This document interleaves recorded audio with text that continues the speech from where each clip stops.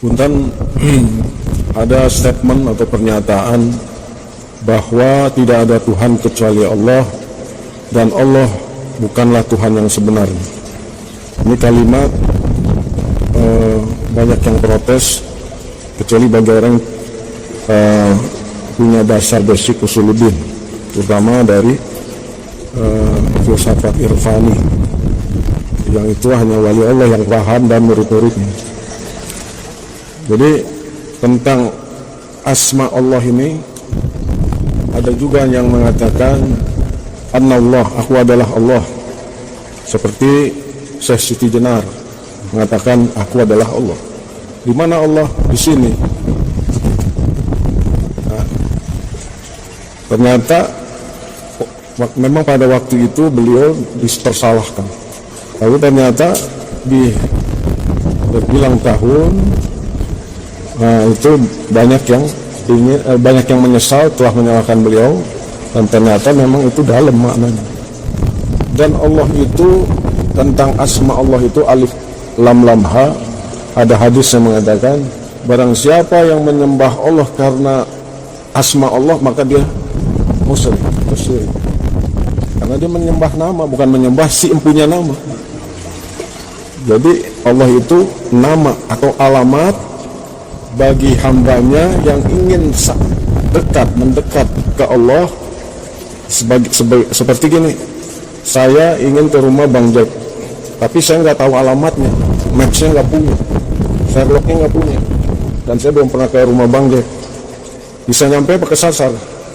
Begitupun kalau kita mau ke Allah tidak punya alamat, nah, itu bisa kesasar. Yang bukan Tuhan dianggap Allah. Itu. Maka di situ perlu alamat. Nah, alamat di sini Allah sediakan dengan Asmaul Husna. Yang paling tertinggi adalah Allah di asma itu. Baru di bawahnya Ar-Rahman, Ar-Rahim dan seterusnya. Itu. Dan hadis sahih Kanjeng Nabi Muhammad Rasulullah SAW pernah bersabda, Allah memiliki nama-nama yang baik atau Asmaul Husna, wa nahnu Asmaul Husna, dan kamilah Asmaul Husna. Seorang paman Nabi Sulaiman alaihissalam, Asif bin Barqiyah, dia bisa memindahkan istana Ratu Balqis, ya Ratu Bilqis, lebih cepat dari kedipan mata. Itu penjelasan ulama, penjelasan para wali Allah. Karena Asif bin Barqiyah atau paman Nabi Sulaiman telah berhasil menyelami lautan, baru satu lautan asma Allah. Sedangkan Kanjeng Nabi Muhammad mengatakan wa nahnu asma, dan kami adalah asma, bukan satu asma, seluruh asma. Bagaimana sih? Jadi kalau Nabi Isa alaihissalam bisa menghidupkan orang mati dengan izin Allah, apalagi Kanjeng Nabi, gitu. Bukan satu jenazah bisa 1000 jenazah. Cuma tantangan zamannya tidak harus dijawab dengan begitu, seperti tantangan zaman Nabi Isa alaihissalam.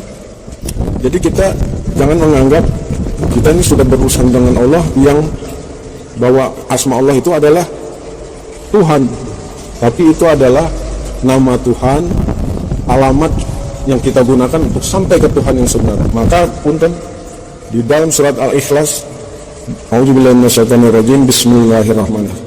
Qul huwallahu ahad. Ada huwa dulu. Bukan qul Allahu ahad, tapi qul huwa Allah. Katakanlah dia huwa Allah Maha Esa. Jadi huwa itu tidak teridentifikasi. Nah, baru di bawah huwa ada Allah, baru asma-asma Allah. Jadi Allah itu adalah alamat nama Allah. Maka hadis mengatakan barang siapa yang menyembah Allah karena nama Allah, maka dia musyrik. Itu hadis. Jadi kita menyembah si empunya nama Allah itu. Itu maksudnya tidak ada Tuhan kecuali Allah, itu umum. Tetapi Allah bukanlah Tuhan yang sebenarnya, melainkan namanya atau si empunya nama. Jadi kita tujuannya dua itu, si empunya nama Allah. Shalawat Allahumma shalli ala Muhammad. Punten. Bismillahirrahmanirrahim. Allahumma shalli ala Muhammad. Makanya dengan penjelasan tadi, ketika kita terapkan pada sholat yang diawali dengan takbir yaitu Allahu Akbar, itu hendaknya tidak dimaknai bahwa Allah lebih besar. Allah Maha Besar artinya Allah lebih besar dari apa? Dari makhluknya. Apakah ini layak Allah dibandingkan dengan makhluk? Jelas tidak layak. Itu bagaikan membandingkan langit ketujuh dengan sumur di dasar laut. Bukan bandingan ya. Mana lebih tinggi langit ketujuh dengan sumur di dasar laut. Itu ibaratnya tidak pada tempat. Jadi ketika membandingkan Allah dengan makhluk, itu sebetulnya tidak sopan istilahnya. Ya kan gitu. Iya, masa Allah dibandingkan dengan makhluk? Maka harus dimaknai dalam hadis. Maka makna atau makna hakikat Allahu Akbar adalah Allah lebih besar dari apa yang kita pahami tentang Dia. Seberapapun tingkat pemahaman kita tentang Dia, lebih besar, artinya Allah tetap lebih besar dari apa yang kita pahami. Level 1 pemahaman kita tentang Allah, Allah di atasnya. Level 1000 pemahaman kita tentang Allah, Allah di atasnya. Level 1.000.000.000 Allah masih di atas. Tidak, karena Allah tidak terbatas. Bahkan Kanjeng Nabi Muhammad Rasulullah SAW, dia manusia yang paling ma'rifatullah, tingkat pemahaman paling tinggi sejagat raya, dari kalangan nabi, malaikat, jin dan semuanya. Tapi tetap dia tidak bisa menggapai hakikat Allah yang maha tidak terbatas. Gitu. Kalau dari bawah istilahnya pemahaman ma'rifatullahnya Kanjeng Nabi itu tidak terbatas. Tapi kalau dari sisi Allah, pemahaman ma'rifatullahnya Nabi terbatas. Nah, karena beliau paling dekat dengan Allah, maka kita perlu berwasilah, bertawasul dengan Kanjeng Nabi.